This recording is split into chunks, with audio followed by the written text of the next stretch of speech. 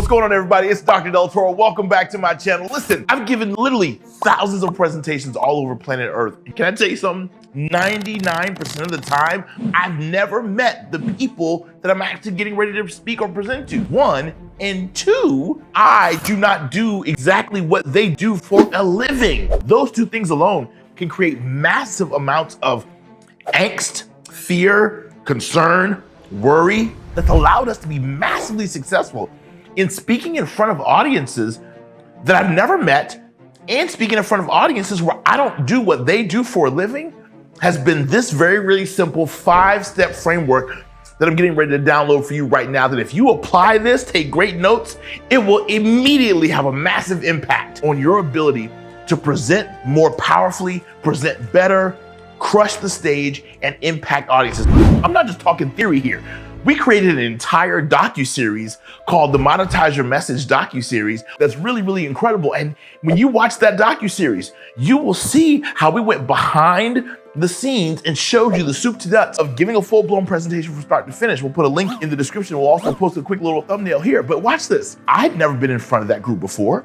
I'd never met those people before. It was a brand new client of ours, so I'd never met them, number one. Number two, these folks, for a living, it was a furniture and a fabric restoration organization. I don't do that for a living. So how do you speak to people that you've never met, and how do you speak to people that you don't do what they do professionally every single day and still get rave reviews, sold out resources, repeat business, and the whole 9 yards? So you don't have any reason to be nervous or afraid or scared or any of that stuff no more. Why? Because you'll be able to use this framework every time you're in front of an audience that you've never met, and it's gangster and it's awesome. Now, I want to set you free and help you understand something powerful. Even when you go in front of an audience of people that you've never spoken for before, please know this, and you've never met before. Know that at the subconscious level, every audience member wants you to do well in your presentation, because nobody goes to an event and wants the speaker to be whack and boring.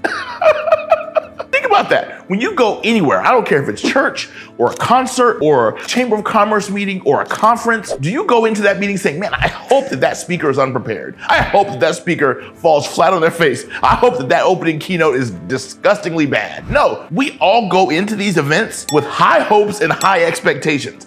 So know that when you go to an event to speak, the audience subconsciously wants you to do well. Put that in the comments. That alone should boost your confidence and boost your conviction to want to go out there and crush the stage. You feel me? All right, let's jump into these principles really quickly. First thing I want you to do is, if you're going to take it to the next level and you're going to be in front of an audience you've never been in front of before, you've got to write this down, y'all. You've got to research, write it down. You got to research the audience in advance, and you got to find common ground. I want you to look for common ground. So I'm gonna give you a couple of examples of this real quick. I remember when I was speaking for a room full of electrical distribution engineers. My first couple of sentences were, we're in the same business. We both distribute energy for a living. I remember another time I was in front of the same group that we did the docuseries with, and I said, guess what? We're in the restoration business. We're all in the same business. I restore hopes and dreams. You all restore fabric, upholstery, leather, all kinds of other amazing things. Does that make sense? So what's my point? When I speak to farmers associations, I say we're all in the same industry. We grow healthy things. We grow stuff that feeds the planet. Does that make sense? So no matter what audience I'm in front of,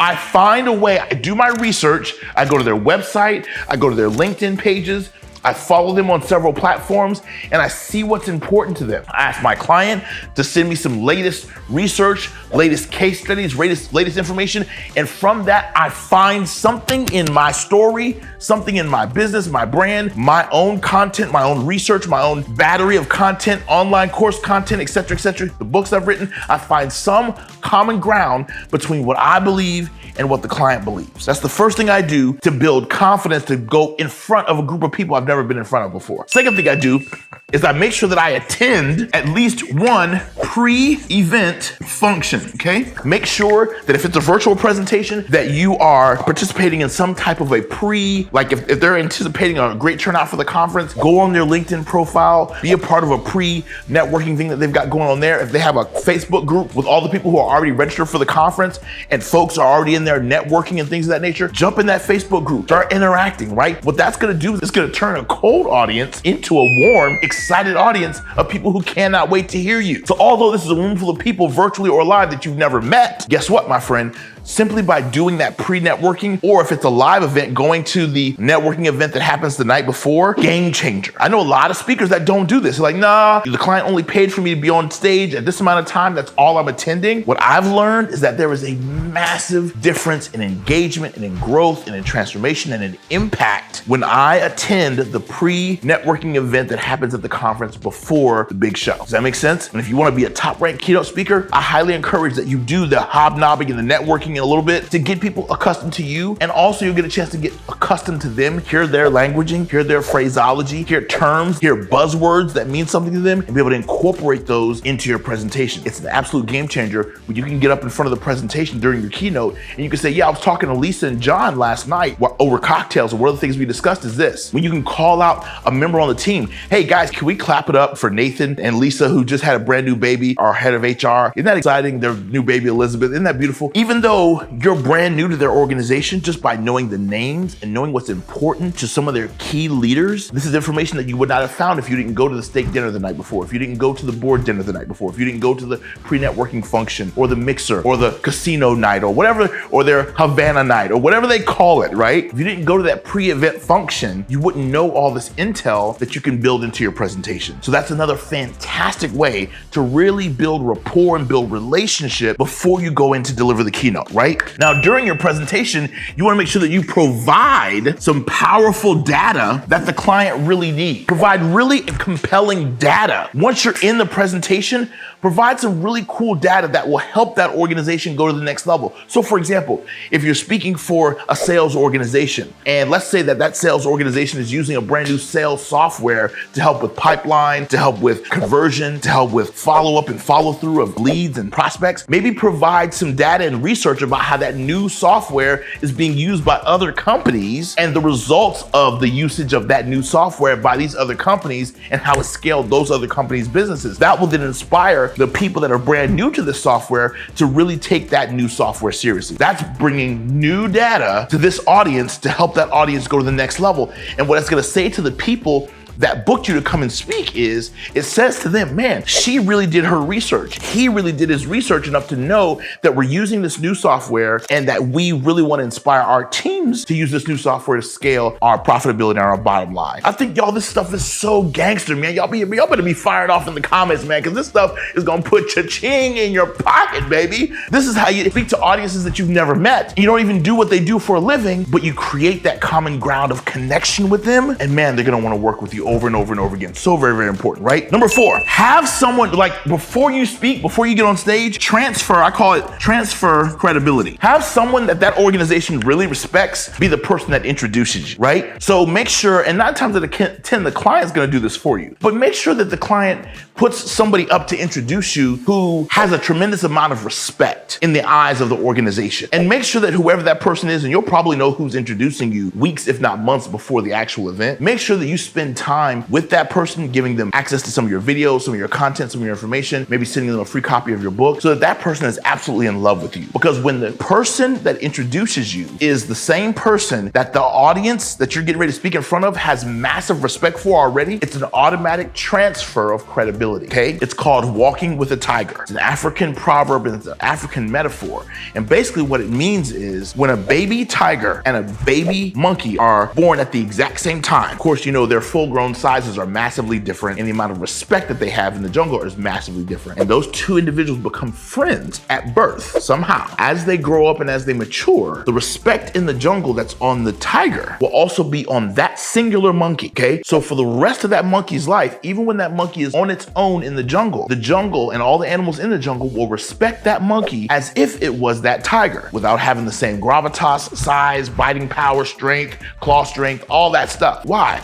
Because there was a transfer of credibility because that tiger and that monkey walked together, talked together, ate together, slept together, laughed together for so long as babies. Does that make sense? Well, the same thing is true when you're giving presentation. When you have the CEO of the company or the VP of training or the leader of this particular, or one of the top in the direct sales or network marketing space, if you've got one of the top producers or the top directors that's killing it, right? And that's the person that introduces you to speak, man, you can forget it because now the same respect and credibility that was on them is now gonna be on you as you get out there and crush it. Does that make sense? So make sure whoever introduces you has massive respect in the organization because whatever whatever that respect level is going to transfer to you. But if you just pick some willy-nilly individual, some regular individual to introduce you, and that person doesn't have the respect of the organization, that whack disrespect is also going to transfer to you. You don't want that. Does that make sense? Number 5, make sure that you use all-inclusive language, okay? This is the final way that you can present to an audience that you've never been in front of before, is using all-inclusive language. And here's what I mean that. In your presentation, say things like, we believe. It's important that we understand. Like, see, when you use I, you language, you create a barrier between you and your audience. But the moment that you say we, us, our. So for example, I'm gonna use one of my clients. We at State Farm believe. We at New York Life understand.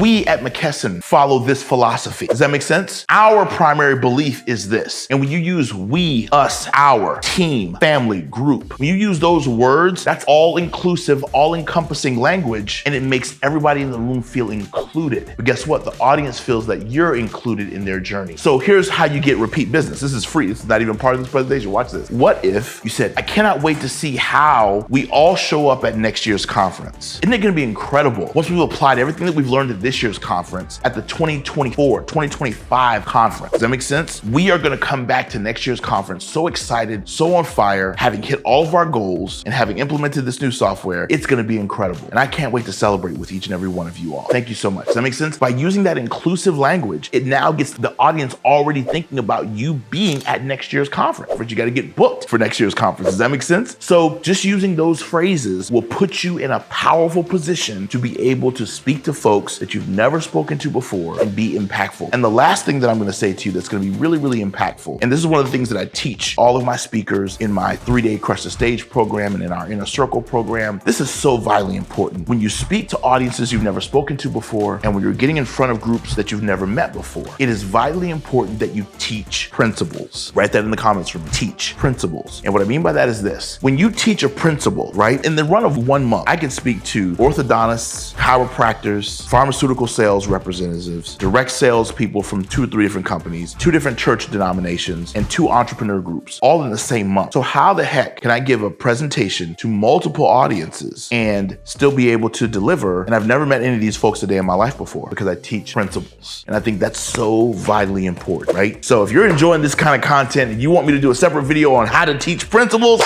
fire off in the comments. Let us know. We're pumped. We're excited. Listen, you can go in front of perfect strangers, right? And have never met them and don't do what they do for a living and bring the house down, get a standing ovation and sell out of all your products and resources once you learn how to do it. And I can't wait to teach you how. Listen, know that I'm somewhere believing in you. I know that this is your year to shift your speaking career into a higher gear, and I cannot wait to help you do it. Just because you don't do what they do for a living and just because you've never met these people before does not mean that you cannot go in front of this audience and transform their life. I do it every single day, and I've helped thousands of others do it as well. Cannot wait to work with you. God bless.